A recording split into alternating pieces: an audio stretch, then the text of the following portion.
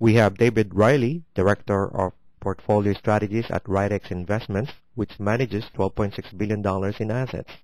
David, what is your comment on Bank of England cutting interest rates 150 basis to 3%? Well, that was certainly a larger cut than what most observers had expected. Expectations were for half-point cuts, both by the Bank of England and by the European Central Bank. And I think the Bank of England's move really reflects two things. One is that from a housing recession standpoint, and perhaps from an economic recession standpoint, the situation in the UK is unfolding a little bit more rapidly than what you see on the continent, particularly as it relates to home values.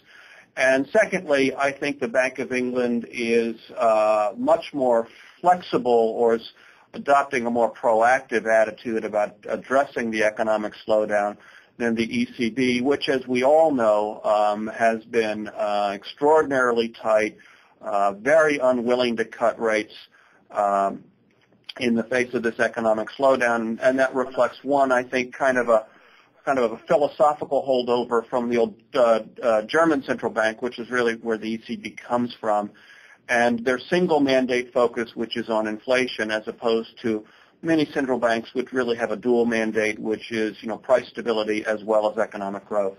The governments are definitely flooding the market with money. Interest rates are cut to their lowest rates in decades. Where is the money? Are banks hoarding cash, or are banks trying to revive their failed investments instead of providing new loans? You're right. There's been an absolute flood of capital from central banks and governments into the financial markets. Most recent numbers indicate that's about $3 trillion, which has been pumped in. And I think you touched on it accurately. Evidence appears to show that the banks are essentially, one, either hoarding or sitting on that cash right now, or two, using it to make acquisitions so they can grow their deposit bases. One of the things that happened in this financial crisis was it was brought home to everyone how critical it is to have a stable source of funding, and that relates directly to having as many deposit-gathering institutions as you can. So the urge to merge is huge, and that capital is being used for it. Even though short-term rates in the money market, things like LIBOR, commercial paper rates are coming down, which is all good, it does still appear, though, that the banks are not using that cash either to lend to each other or lend to their retail or commercial clients. Can the governments now say, if you're going to be using our cash, you gotta flood the market with new loans? Well, I think the pressure is building, and what a government can force a bank to do differs from country to country and from jurisdiction to jurisdiction. That said, I think before too long you're going to see a lot of public pressure, a lot of emphasis on getting the banks to actually free up lending, which I think ultimately will happen. However, banks are very concerned that the credit quality of their borrowers, be it commercial or retail borrowers, has declined dramatically in the recession and the financial meltdown and the housing meltdown.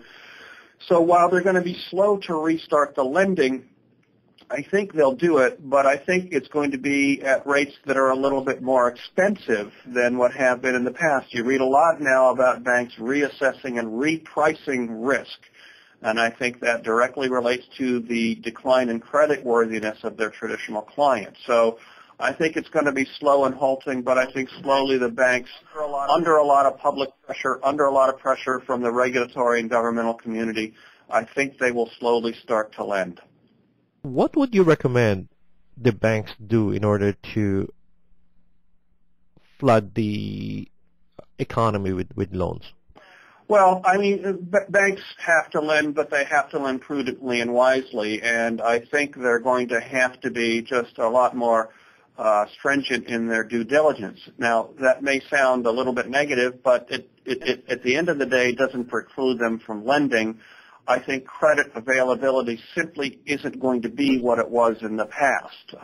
It's not going to be the way it was in the past in terms of mortgages. It's not going to be the way it was in the past in terms of unsecured credit and credit cards, things like that. It's going to be available, but it's going to be based upon sound balance sheets and a reasonable credit history.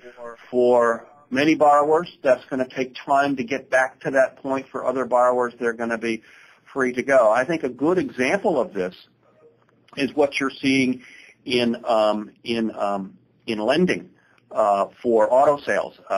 Recent reports have indicated that as many as 2/3 of potential car buyers are being turned down for loans because the lending entities only want to lend to those with the highest credit score. So it's not going to be the way it was before, but it certainly can be better than it is now.